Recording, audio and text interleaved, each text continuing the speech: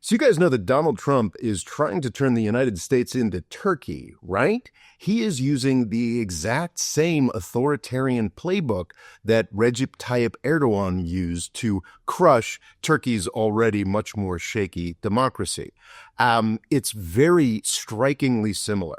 In this video, we're going to talk about some of the vaguer, softer ways in which there's similarities, but then we're going to dive into the very concrete issue of media consolidation, which is kind of exactly what Erdogan was doing in Turkey and which underpinned all the other authoritarian things that he was able to do. A lot of the details between Turkey and the United States are pretty different, and we'll talk about that because they were very different systems coming from very different places. But that media consolidation bit is the key thing. So who am I to be talking about this? Well, I worked as an attorney in Turkey from 2011 until 2014, and then I lived there for an additional 2 years and went back a lot across the 2010s. So I basically lived there as my main residence for 5 years, and I got to watch this process with Erdogan. Crucially, as some people will remember, I was a lot less anti-Erdogan than a lot of folks in U.S. media. I was willing to give him the benefit of the doubt because I understood that he was coming out of a context that wasn't actually democratic. In the early Erdogan years, he was actually acting to make Turkey more democratic. So I had, the knowledge of that. So I was willing to give him the benefit of the doubt for a lot longer than a lot of U.S. media sources were willing to do, and a lot of Turkish media sources were willing to do before they were all completely swallowed up by the Erdogan machine. And I can acknowledge I was completely wrong about that. The process in Turkey, as I've been saying recently, has been pretty much completed with the arrest of the most plausible contender against Erdogan, and the fact that this guy, Ekrem İmamoğlu, the mayor of Istanbul, has been in jail for over 6 months now. It is impossible to pretend that, Turkey's democracy is just a little shaky and you got to understand history, blah, blah, blah, context, blah, blah, blah. No, it's not a democracy anymore. Turkey has completed its authoritarian transition, and it is really, really scary to come back to the United States, my home country, that I had always believed was no matter how bad our politics could get, no matter how abusive we were of other countries, I always believed that, no, this is the United States. We have a Bill of Rights. We have a Constitution. And it could never happen here. And I got to tell you, there is a lot about especially the second Trump administration that reminds me very, very strongly of my experience in Turkey under first Prime Minister and then President Recep Tayyip Erdogan. Again, the systems are very different. Turkey has never had a First Amendment. In Europe, no one in Europe has a First Amendment. We're seeing right now in really horrifying ways how they just don't have free speech in the United Kingdom. Supposedly the country that's the closest to us, but Turkey went a good deal further in that direction. It's a cliche to say, I don't know if it's Islamic or just Eastern European or just European more broadly, but there's more of like an honor culture in Turkey. So things like defamation or insulting either a cherished historical figure in Turkey or a general Turkish politicians. You're nominally allowed to criticize government figures, but there's much more hemmed in ways in which you are allowed to criticize political figures and historical figures in Turkey than there is in the United States. In the United States, it's supposed to be free speech, freewheeling, everything all the time. That has not been my experience over the past couple of weeks after the assassination of Charlie Kirk, a right-wing pundit who is I've never agreed with, said a lot of lamentable things, believed a lot of lamentable things, and but should not have been killed for it, of course. But the number of people that have been fired, have lost their jobs in the United States for pointing out that they didn't like Charlie Kirk and they think that people are going overboard in being worshipful about this guy. That's a real shocking dynamic to me. And that's also like a very Turkey-coded dynamic to me. It is shocking to me. You see people losing their jobs for expressing an opinion. And this isn't like a social media mob. This is like the U.S. government actively trying to make that happen. And that is insane to me.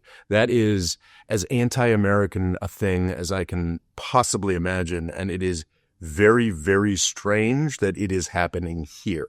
But that's a little soft, and sure, you can make an argument about, oh, well, the left had a cancel culture too, and blah, blah, blah. I don't think that's actually true to the same extent, but whatever. That's just that's a feeling more than anything else. If we talk about court systems, this is also something that feels very, very Turkish to me.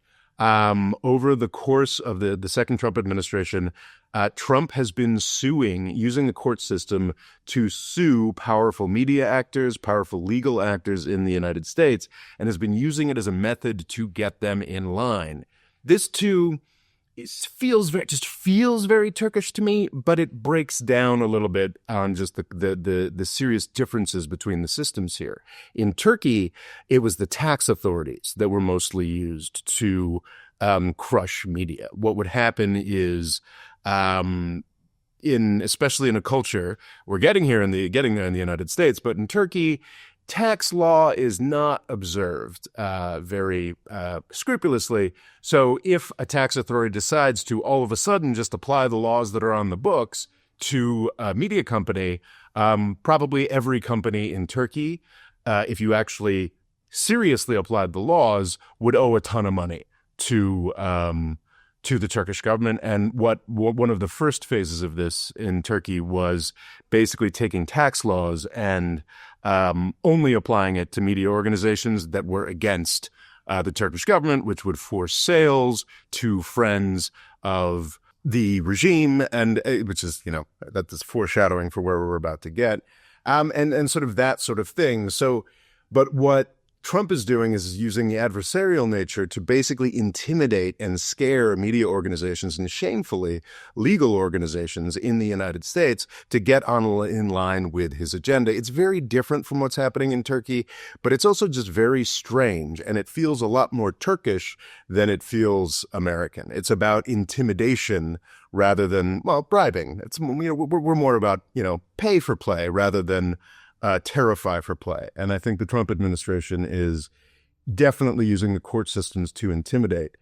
The Trump administration is spectacularly disorganized, and it's obvious to me because figures in the Trump administration say this, that they want to start doing more Erdogan-style stuff. They want to weaponize the Department of Justice. They want to use it to go after Trump's political enemies to a much, much higher degree.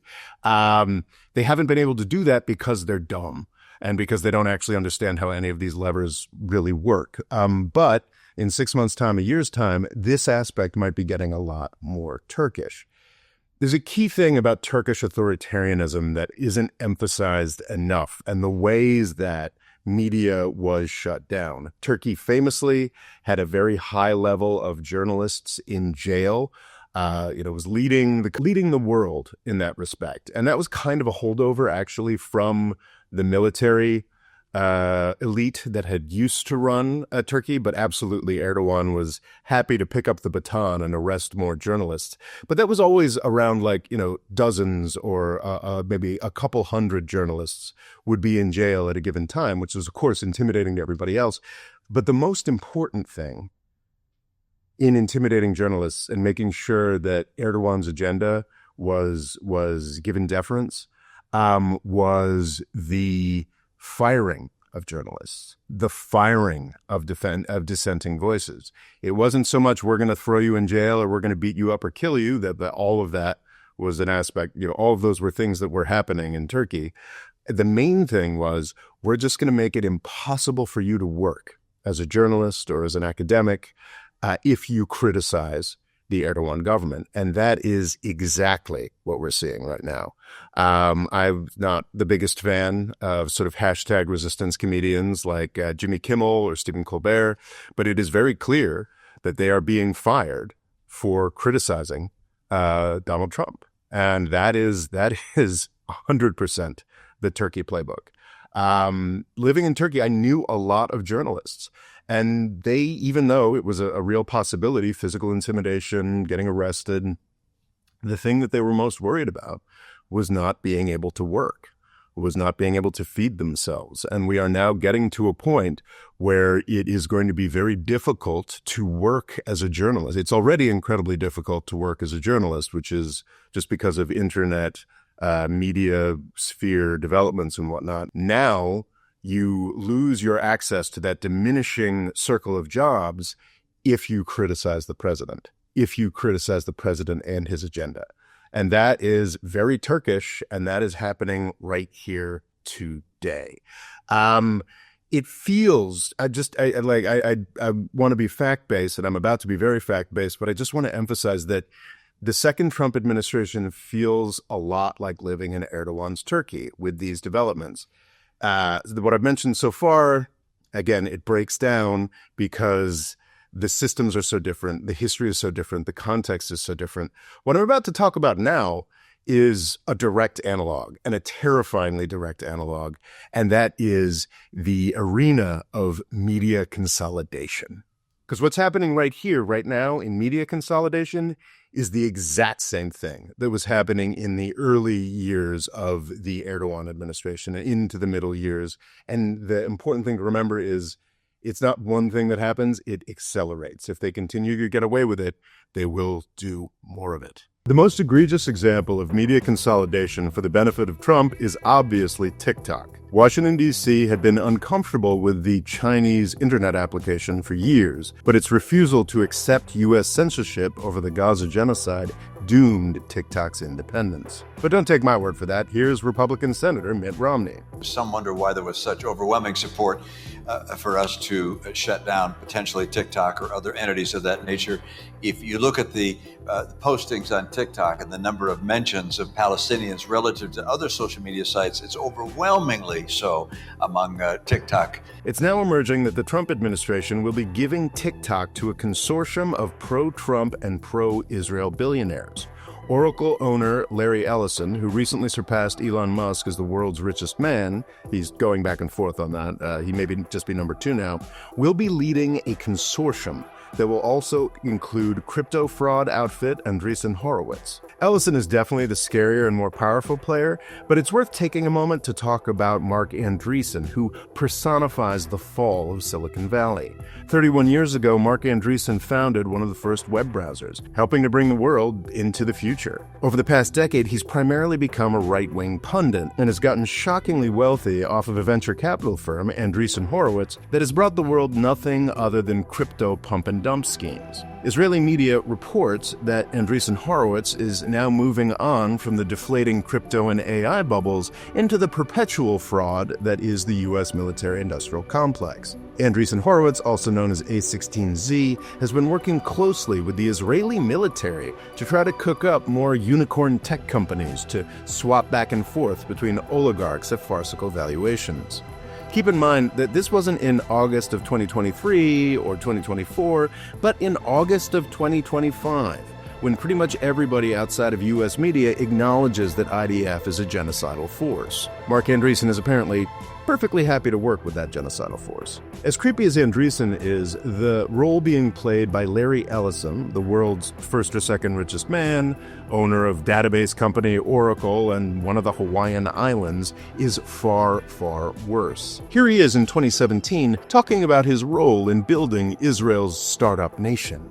For 2,000 years, we were a stateless people, and now we have a country of our own, defended by all the brave men and women of the IDF. I feel a deep emotional connection to the state of Israel and the Israeli people. You are an high-tech person. What do you think about Israeli startups and high-tech phenomena? Oh, well, after Silicon Valley, there's an area, Herzliya, has probably got more startups than any other place other than Silicon Valley in Northern California. So we've actually acquired a number of Israeli companies. We have 2 CEOs at Oracle. One's name is Safra Katz, and she was born in Israel. So again, we love the country of Israel. The success of Israel's startup culture is widely celebrated in U.S. media.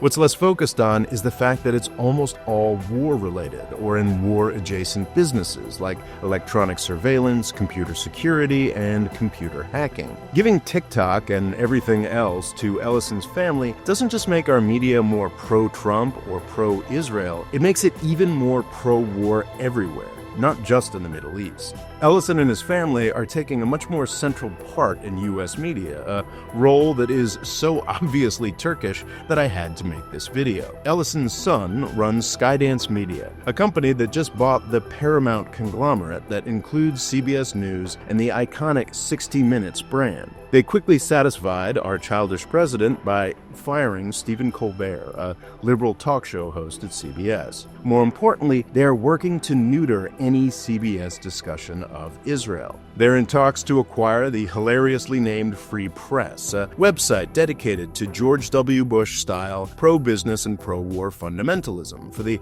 absurd sum of $200 million. The point of that acquisition is to bring Bari Weiss, the owner of the Free Press and a rabid defender of Israel, into the CBS newsroom to make sure nobody hears about Palestine from 60 Minutes ever again. Oh, by the way, Mark Andreessen is an investor in the Free Press, so he'll be getting a slice of that $200 million.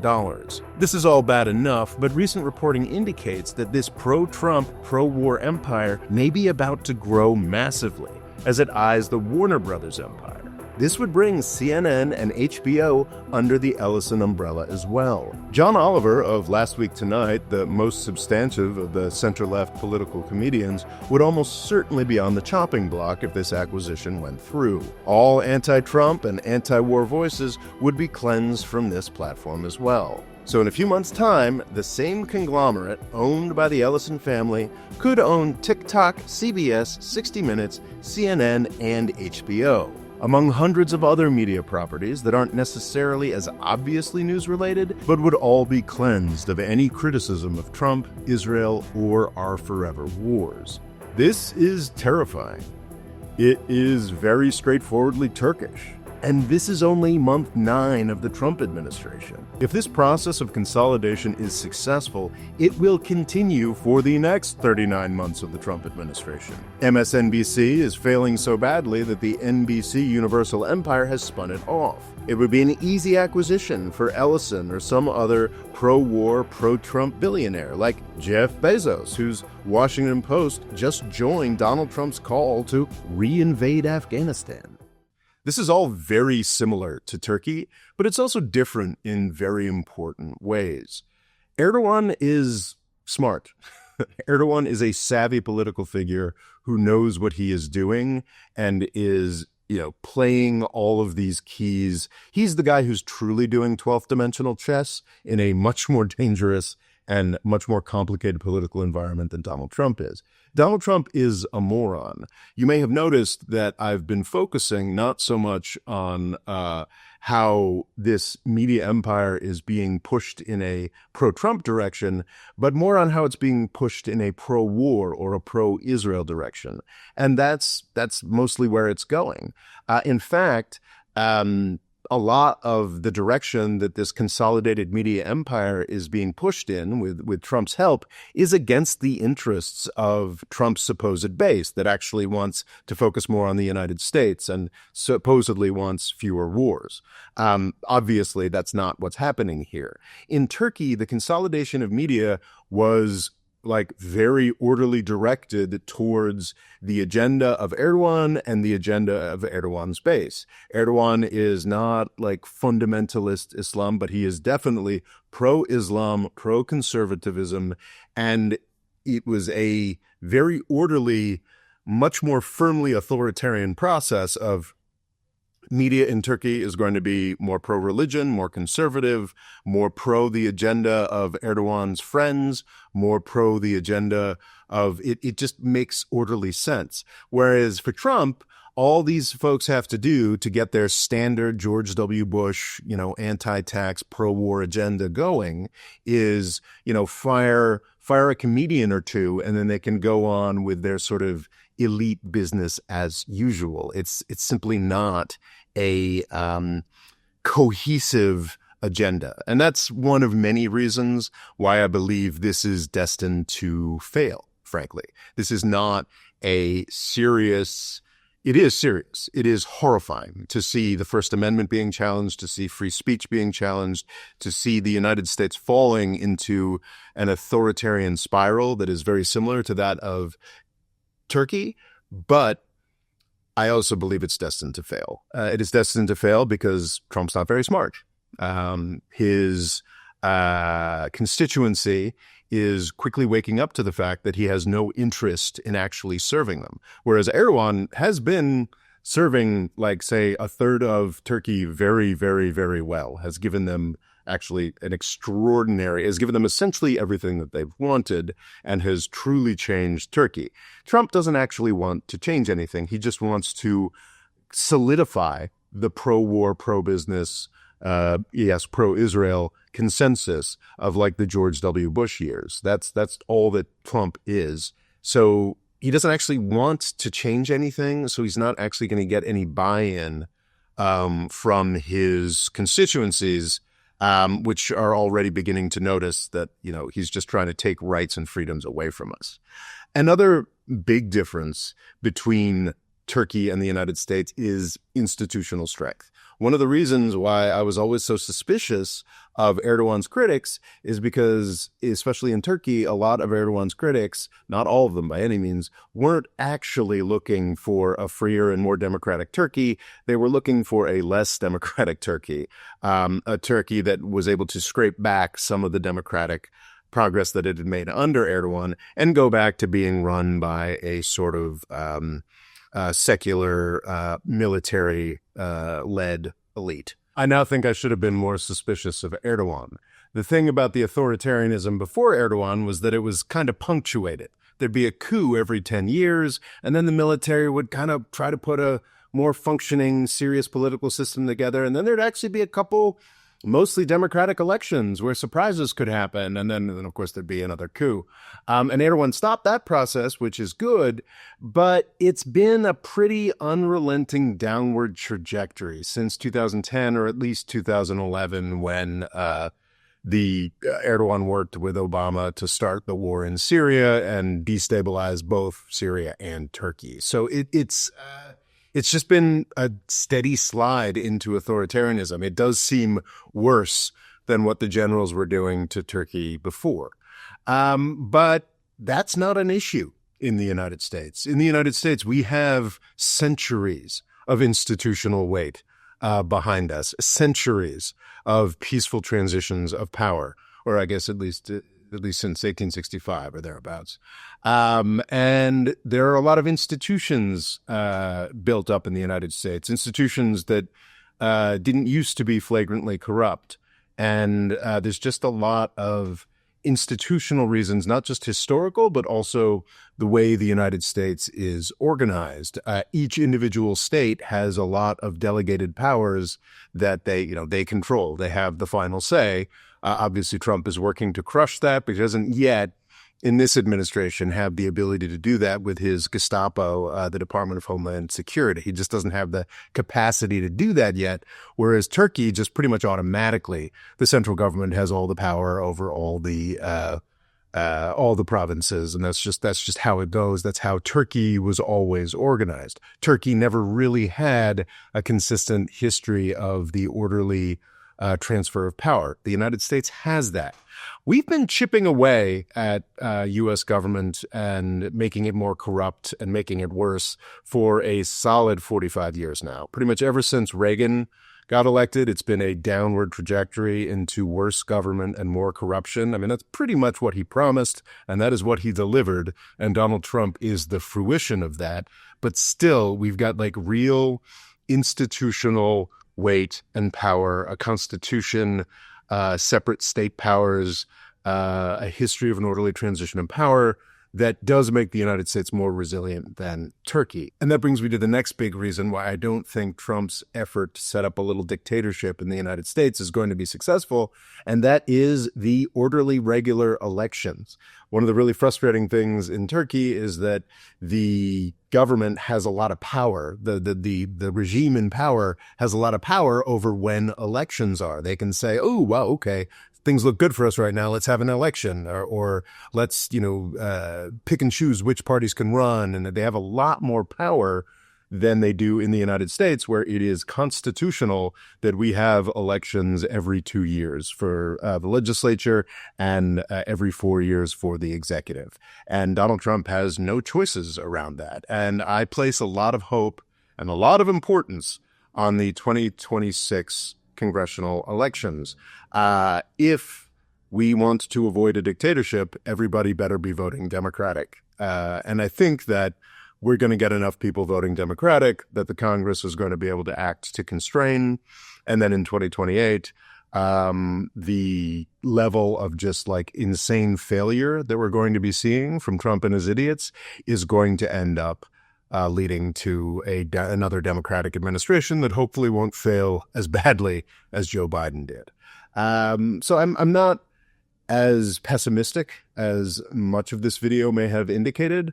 I think that absolutely we have a group of oligarchs that are trying to work with Trump to strip the American public of free speech, to strip the American public of any choice in our foreign policy, in our domestic policy, a bunch of sort of pro-war, pro-business fundamentalists. But I think their project is very likely to fail for some of the reasons I've just laid out, but also because there's nothing to their project. Like, Trump isn't actually trying to change anything in a positive sense. He is dissenting from some of the orthodoxy that the elites that he's empowering through this media consolidation, went for. He's not so much for free trade. But he's so chaotic that it'll be very easy to implement whatever elements of free trade that are profitable for elites, like very easily. He's nominally against immigration, but he's not actually fixing anything. He's just using it as a bludgeon. There's no actual progress here. There's no actual moving towards a goal. Turkish authoritarianism has always been moving towards a goal, and not just the goal of Erdogan's personal power, but the goal of a more conservative, more religious country that sticks up for itself more, spends less time trying to curry favor with Europe. Those are real goals, and a lot of goals that Erdogan has achieved. Trump doesn't have any real goals. The only goal of the oligarchs around Donald Trump is to keep like the Reaganism party going for as long as possible. And it's just not like a winning pitch. Like, they don't actually have any positive ideas. If you look at some of the things that they've proposed, it's basically being anti-democratic so they can continue doing wars for the benefit of Silicon Valley and the benefit of Israel. And it's just, who does this appeal to other than a tiny, tiny, tiny slice? And also, the people in the Trump administration aren't very smart. So yeah, I think I'm ending in a somewhat optimistic place. Thanks for watching. Please subscribe. And if you like the work we do here, I'd suggest you sign up on Patreon. Not only will you keep the channel running, but you'll also get access to exclusive content. Every month we do 2 patrons-only events. One of them is kind of like a Zoom call on our patrons-only Discord server. And the other one is a patrons-only news brief, where I do a live presentation on the most important news stories of the month. It's useful, it's fun. Also, of course, you get access to the patrons-only Discord channel, where a bunch of really smart folks talk about the issues of the day. It's a great resource for me, for my research, and it's just a fun place with smart people to hang out on the internet. I hope you'll sign up on Patreon, and thank you for watching.